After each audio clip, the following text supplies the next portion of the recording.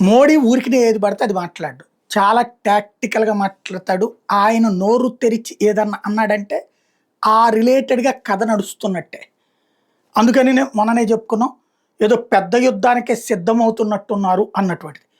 అందులో భాగంగా ఓ పక్కన డ్రిల్స్‌కి ప్రిపేర్ చేయటం, అది 31న చేస్తూ ఉండటం.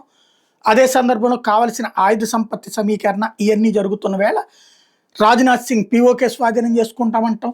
నరేంద్ర మోడీ పదే పదే మాట్లాడుతున్నారు. తాజాగా కాన్పూర్ పర్యటన సందర్భంగా కూడా ఆపరేషన్ సింధూర్ ఇంకా ముగియలేదు అని తేల్చి చెప్పారు.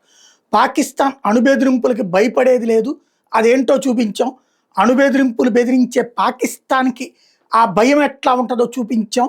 అలాగే ప్రతి ఉగ్రదాడికి ప్రతీకారం ఉంటుంది. బ్రహ్మోస్ క్షిపణి శత్రువుల ఇంట్లోకెళ్ళి సత్తా చాటింది. ఎప్పుడు దాడి చేయాలో సైన్యమే నిర్ణయిస్తుంది. అంటే ఆపరేషన్ సింధూర్ ఆన్.